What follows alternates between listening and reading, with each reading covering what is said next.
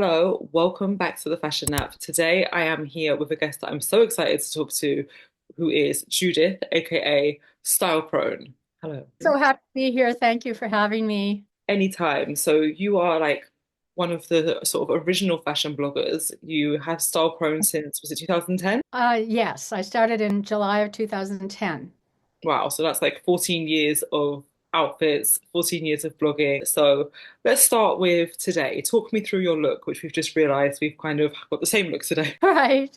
I don't know, today I felt like a celebration of leopard, and I have a huge hat collection. And I know that Ari was changing hats when you interviewed him. And I thought, oh, I have so many.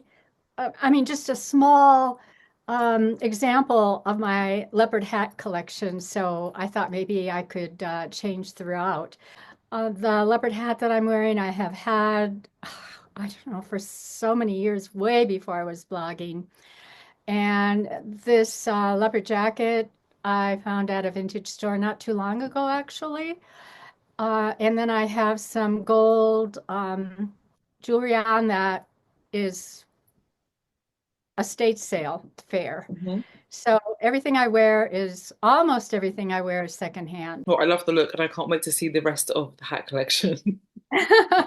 I'm glad that Ari put that idea in your head because I was enjoying the hat show last time almost as much as I was enjoying the conversation. What was your earliest fashion memory? That's kind of hard to think about, but I do remember being dressed in a handmade crochet dress at some gathering when I was really, really little. As you know, I'm 81, so when I grew up in the 40s and then the 50s and graduated from high school in 61. So, um, and I just remember these handmade crochet dresses that I used to wear if we were going to something other than being at home. So how old would you have been then? Like super young, you say? Oh yeah, I was probably about 4 or 5. My youngest granddaughter is 5 now, and she looks kind of the age that I was when I was wearing these dresses. When do you first recall like sort of taking an interest yourself in dressing yourself? I think that the time that I really became interested, I was a psych nurse. So, um, and at first we wore uniforms, but then we started wearing street clothes. So for me, getting ready for work, I enjoyed getting dressed, but I was going in to work with with people that were in crisis. It was a mental health unit that I worked on at early on in my career. But I do remember when in the 60s, I started loving some of what I found in the stores. There was mini dresses. I can remember this one dress had, it was silver that I wore to a party. It had a silver skirt and then a pink um, wide belt and kind of a white lace top. And for some reason, that sticks with me as something that I really loved. And so I think that it was in the 60s when I started my interest in my outfits. Sounds like definitely a memorable look. I love when you have those dresses and if you can pinpoint to a moment in time, Right. they just Right. stay with you. You were dressing up way before you started your blog. We spoke a bit about it last time. Right. Um, but I remember in our last conversation, you were saying that you felt kind of isolated by the way you dress, and that when you found advanced style, that kind of connected you to more like-minded people. Well, first of all, I heard about Style Rookie. Do you remember Style Rookie? Mhm. I She used was to 11. love Style Rookie. Yeah. And I think I read about it in the newspaper about her. And I had this thought about, I wonder if anybody is blogging on the other end of the continuum. And I started researching that, and I found Ari from Advanced Style and the women that were dressing up, and it was just such a relief to me. Like I thought, oh, I guess I'm not crazy. There are other women out there that love to do this too. So it gave me the courage to start my own blog. He started in 2008, and then I started in 2010. That was an awakening in a way. That's so cool because I think I read an article. It was like for I think a Colorado radio station or something, an interview you've done, and you were talking about the name Style Crone for your Oh, blog really? and the connotations of the words crone. But I never knew it was actually sort of like the opposite end of Style Rookie. That's such a Yeah, cool like yeah. extra layer of information. Well, you know that crone is not a positive term in our current dictionary. The definition of crone currently is ugly old woman, but it didn't used to mean that. It used to mean a very valued member of the community that was, you know, I don't know when it started in terms of seeing someone as a crone, but for me, it kind of felt like 60. Hmm. And when I was trying to decide on the name for my blog, and with I started it when my husband was dying, my beloved healing soul that was my second husband. He was dying of cancer, and that's why I started my blog because it gave us something different than devastation, and we kind of had he was taking my photos, and it was like seeing each other through the lens. Um, it was um, it was energizing as opposed to devastating, and so. Yes, when I discovered Ari, that did give me the courage to start, and my husband was very supportive. And I couldn't think of a word that meant someone that's older. I mean, a mature could be someone of any age, but crone, you can't deny that it's an older woman. And I kind of wanted to turn that word on its head and embrace it and throw it out there and be proud of being a crone. It's such an inspirational story. Did you ever meet Tavi of Star Rookie? Oh, no, no, no, I It did would have been never. such a great crossover if you'd have had the I chance. know, I wish I would have, but I'm going to change hats now. Ooh, This is my Norma Kamal. This was out of my hat shop in the 80s. I had a hat shop in the 80s. And this that is a makes Norma. sense. You'd have a hat shop. Oh, that one's fabulous. Oh, I So love this is it. Norma Kamali, and then it has gauntlets go with it. So you can see this a little bit better. Oh, I The love it. uh, so it never goes out of style. Never. But then I don't really care if anything is in style or not. It really doesn't matter to me. I just wear it if I love it. Mm, So what could be better than honestly, nothing. I think head to toe leopard is like one of life's great joys. yes. You look So I fantastic. confiscated this from the hat shop. I'm sure you confiscated a lot from that shop. I did well when we closed. I did. It was like we had the hat shop for 4 years, and then I was going, "Oh my God!" I just remembered I have kids to put through college, and because I was not making money, my partner and myself, we were both psych nurses. So the last day of our hat shop was on a Saturday, and on a Monday, I was working on the at the Denver General Psychiatric Alcohol Drug Emergency Room. Wow. So that was the transition during that time. Quick turnaround and very different fields. Yes, very different fields, but I don't know, there's something about it that I'm an emergency worker, so there's very little that can shock me or take me down. It's just that after then I have to go through some kind of recovery, but Of course. yes. Yeah, it's not an easy job at all. No, but I loved it. The people were so interesting, and to develop a rapport with them, what's better than a hat to do that? True. Conversation starter. You have done a lot of work around the topic of ageism through your blog, and you're still doing it through your Instagram or TikTok. What age do you first recall being aware of ageism? Because I feel like for women, it's shockingly young. That question made me think because for some reason, I wasn't really affected by it I was always so busy. I really wasn't thinking about it that much and working in mental health. People around me, it wasn't something that really that I talked about or thought about. But I do remember as I was leaving my first husband and looking in the mirror because I knew I had to get out of there. I was only 32. Mhm. And I looked in the mirror and I saw some lines and, just the beginning of lines. And I thought, oh, what, because there was all kinds of fears I had at that time. And that was the first time that I remember having a thought about I'm getting older. And your question really brought that moment up for me. I think one of the most important books I've read about ageism is A Manifesto Against Ageism by Ashton Applewhite. And I also went to a workshop that she gave here in Denver at a conference I was at. And I feel like um, that educated me. And so now I'm more aware of ageism. And I really think sometimes the more subtle it is, the more damaging it is. Mm.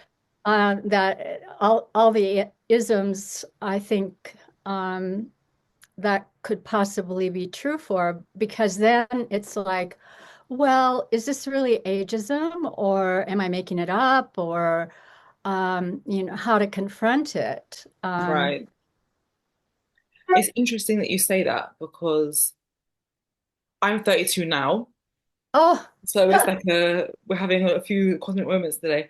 But I feel like I've been aware of it for a long time because I grew up in the age of like the peak tabloids. So I oh feel yeah. it was rife when I was a teenager. But now I've noticed that I must be like the peak age of being marketed to in Oh, terms of like I would think anti-aging, so. Yes, everything. I've noticed that more so the right. last couple of years. So it's interesting that you also pick that moment because I feel like I'm someone that's quite pro aging and Yeah. like not really afraid of it. But even then, I still notice the potions in my cupboard are getting a bit more. Well, there's no way that we can get away from it because Mhm. we've been socialized, and it's part of me. I have my inner ageist that I'm having to confront at times, and as everything about me changes, to be 81 is like, oh, well, what does that mean in terms of my mortality? But I am also, what has saved me perhaps in my life in a lot of situations is defiance. And even though I don't think most people think about me as defiant, because I feel like I'm very empathetic and can relate to almost anybody. Um, but if something hits me just the wrong way, it's that Minnesota ice that I have, and I will just if something ageist happens to me now and I am aware of it, I will definitely say something. I And should. yeah. Because people can't get away with it. Um, it's interesting that you talk about defiance again because I had another interview recently with a woman, Princess Julia. She was 64. And she was Uh-huh. talking very openly about the work that she'd had done. And we were having a similar conversation about age. And she was talking about a lot of books she's read and the pressure. So we were having a conversation about surgeries and this and that. And I Oh, hadn't done right. anything. There was another woman in the room who was my same age that had done a few things. And then she'd been open about having like a lower facelift and a few other things. But we were chatting about that. And I was saying like the one main thing that makes me not do it is that you'll never know if you needed it because you'll never see what you look like without it if you do it. So I, I'm I kind of know, like, I I want to get as know. far as I can just to see what will actually naturally happen. Because if I you stop it know. now, you'll never know. And I I feel like feel, it's a yeah, scam. They prey on that unknown because I'm right. sitting here as 32 and I look great. You're sitting here at 81 and you look great. But there's this area in the middle that they want us to kind of panic over and course correct before you get to Right, find out right. how actually great you would look anyway. It's a Well, big scam, I think. I feel kind of like it's an experiment to just be natural. Mm. And well, I really I do not judge what any woman decides to Oh, do. same. Disclaimer, But same. for me, I'm just, first of all, I'd rather travel because I was a psych nurse, so, I'm not wealthy. And but I have enough. I shop vintage and secondhand, and I find the most wonderful pieces, which reminds me I should probably change hats again. Yes. I'll go for this one now. It's a Oh, I love bow. it. How am I liking each one more than the previous one? Are you doing this in a certain order? Because every time I think we've even look one, I was like, this is a perfect look. And now we're on look three, and I'm like, oh my God, so many different ways to skin a leopard. Yeah. Well, in terms of ageism, it's like after I read that book and became, and even before that, I was like, um, I think the most important thing is to just be healthy. Like the most important thing for me is to focus, and my priority is my health and what I eat. Movement is so important. I'm a yogi, and I feel like that's the most I can do, and I do like certain um, products that I'm sent a lot of products because of my Instagram. And so I try, creams and serums and everything, which I probably wouldn't even have a chance to try if it wasn't for my Instagram. But I find that to be fun. And I think they really do. I don't know, just enhance my skin or make my skin more healthy, I guess I would say. And there's nothing wrong with that. I don't see that as a negative thing. Well, no, it's just taking care of yourself, isn't it? Look Yeah, after yourself. Even skincare, sometimes I think, does it actually work? I think I just use it just in case it does. I know. And I think that's another quasi scam. That's ageism as well. And anti-ageism is ageism as opposed to pro-aging. A lot of brands use anti-aging, but I feel like that just means they're trying to fight aging when really it's like collaborate with aging, I maybe, like or that. Collaborate. That's a good way of collaborate. putting it. Because anti-aging doesn't exist. It's happening Right, as we speak right now. It's just so crazy that a concept that's so impossible has become right, such a huge thing because it's never going to happen. right, right. Right. We are going to get older no matter what. If we're lucky, right? If we're lucky enough, of course we will. Um, but I just find it fascinating, like when you really think about it. And I'm going to look into that book that you suggested because it's just wild how a concept has got so out of hand that it's never going to happen. What advice do you have to younger people to not succumb to the pressures of chasing eternal youth? I think that it happens at any age after when you talk about being 32 and when I was 32 and to have that happen when I was 32 and you're so beautiful. Thank Uh, you, you it's too. just an atrocity really that I think it's part of the patriarchal system.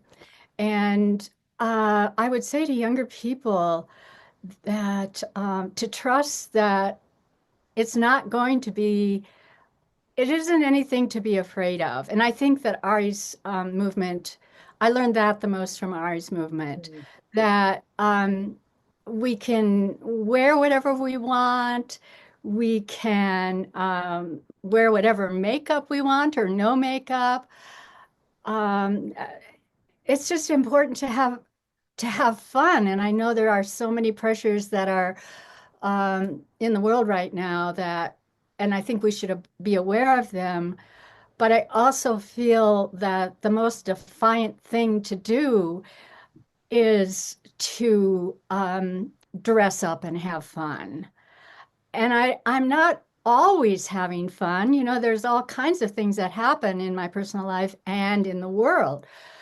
But there's something to be said about the energy of taking care of myself and appreciating myself, and locally, on a local level, being visible, to represent and to just be someone who um, there's so much about life that I love, and I feel that contributes to my health. And right now, community is so important. So I when I dress up and I look at the mirror and I know it's okay, then I'm out the door. And I don't really think about, oh, I'm 81. I shouldn't be going down these steps. I mean, it's just, or wearing these heels. It's true, it's how you feel. If you don't feel like you're not able to do the things you want to do, why would you be concerned with it? Right. Just enjoying yourself. Just focusing on, taking the steps that I'm always moving forward and having a little bit of defiance. Don't buy all of the marketing that is directed toward us. And I know that I sometimes struggle with that as well at my age. So I think but I think you are probably in the area where you are receiving the most marketing. Um, I'm sure you Yeah. feel it. I notice it, but see, I follow people like you, so I don't care. I've got, oh my God, this one's amazing. What is that made out of? It's for felt. I think Yes. it's just the light. It looked like it was kind of silk or something. What's the story of this one? This was a hat that I had wanted for a long time. It's made by a milliner. Forgot his name. Damien. I saw it on Instagram, I think it was. And I have to tell you the name of the milliner. I'm moving around a lot here. Um, Otis Damien in New York. Judith, are And they leopard glasses? all these glasses, They're leopard. Ari gave them to me. Fab. I love My it. Not a my new detail is missed, and I love it. I love people that commit to a look, this is everything. The glasses, so good. so I wanted this hat so much, and so um, I hinted to my boyfriend, and so this was my holiday gift, and I couldn't be happier then and now that I have this hat. No, it looks so Uh, good. it's like a top hat, but it has levels. I love hats that are complicated, and I love top hats. So what could be better than this? No, it's just so good. They're just getting better and better. I can't wait to see the rest. This is amazing. I feel like I need a full tour of the hat room. What is the best thing that's happened to you since starting your blog? Oh my God, if I wouldn't have started my blog, my life would have been completely different. Hmm. I think it's the people that I've met through starting my blog, the older women that dress up so that I don't have to feel so isolated. Knowing Ari, which is such a gift. I've really been influenced by him, and I think he has influenced so many people, changed the Absolutely. culture. I mean, anytime that you become aware of his movement, you'll never be the same if Mm-mm. you're, no matter what age you are, because it reduces the fear for like someone like you in your 30s that you can have fun in your 80s and you can still be out dancing. I love to wear gowns. My gown collection is vast. I Oh, I've mean, seen your it gowns and they are top tier. started when I was working in mental health, and there would be um, holiday parties, and I would always have a gown and an amazing hat, and there would be dancing. And my husband would get dressed up, and he was so beautiful inside and out. Yeah, I started loving gowns while I was working in healthcare, and now it's even more intense. You kind of mentioned, but let's just ask anyway. When did your official love affair with the hat begin?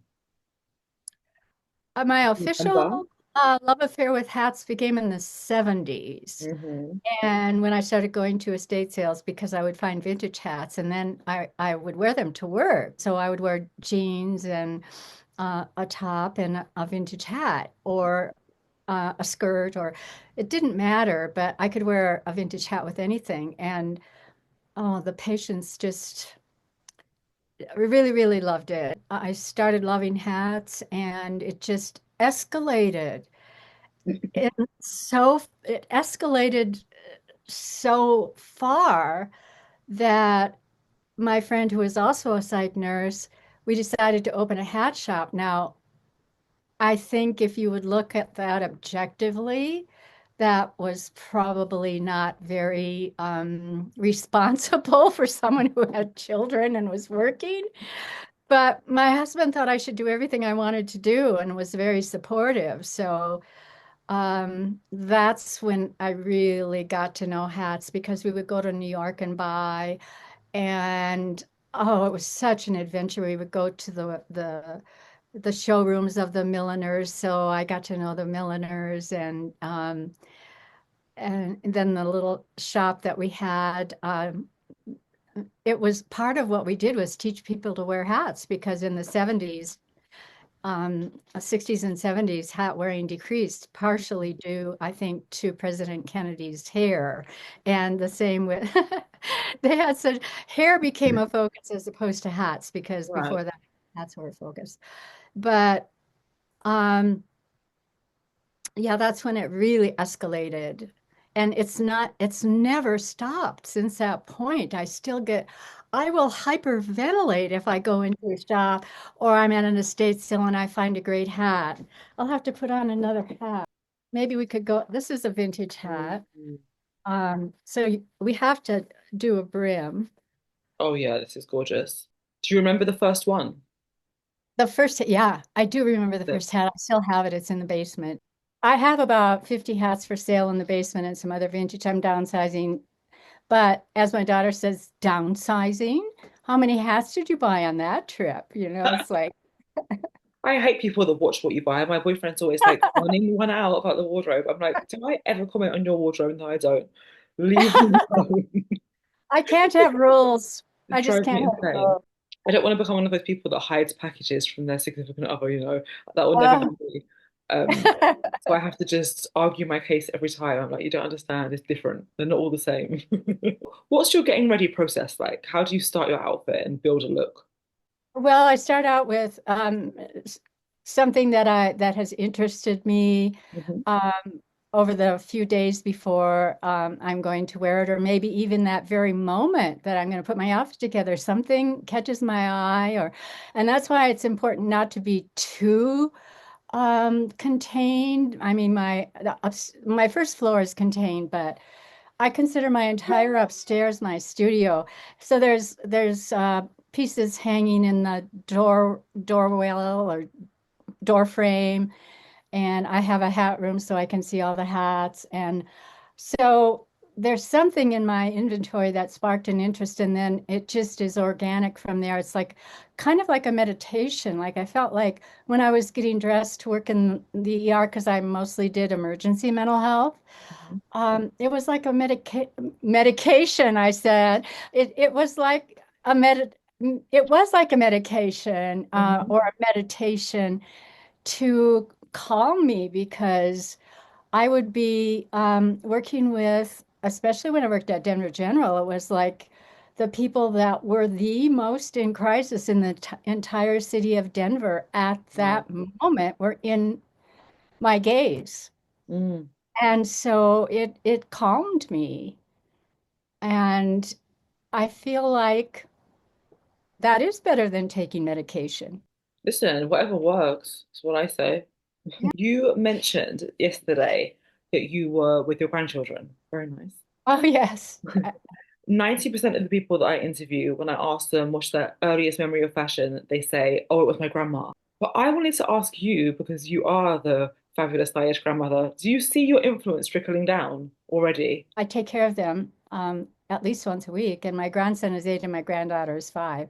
And my grandson, he walks into the hat room and he says, "This is my favorite room." Oh, Because this is the scarf room and I have a shoe room. And then, of course, my basement, I have closets full of vintage and on and on and on. But my granddaughter, she puts together outfits to go to school in, and my daughter will send, and my daughter doesn't control what she wears. oh, I love She that. says patterns like you wouldn't believe, and she just, oh, it's just I have goosebumps right now I when can I think imagine. about some of the outfits that she puts together, and an example of I take them consignment shopping, and she picked out this holiday dress um, that would be like my gown, I guess. Hmm. And Ari had a book signing here in Denver at the bookstore, Tattered Cover, and we were talking about his new book, Advanced Pets. And my granddaughter kept, and she had that dress on, and she kept inching over kind of towards me until he started signing books. And then I went like this, and she just jumped into my lap. I had this rhinestone poodle purse that I found for his book signings that had like little red eyes. And she sat there like petting this little purse. And yeah, she was just in heaven to be there holding the purse with her little mini gown on. And I love it. so I feel like, yeah, she loves to come and play with my purse collection and try on the hats and try on the shoes. And she loves coming to my house, but so does my grandson. I bet it's like a theme park. It's better than a theme park. It should be a museum, but I don't really want to put that together. No, your online presence is the museum. We're just seeing all the combinations of the clothes. You don't need to do that. But my son is the same. He's really into my bags. Oh, He tries to yeah. take all my handbags to nursery with him. And I'm like, I would let you, but you're gonna ruin it. I've got a video of him. I was getting his bag together to go to the park. I turn around.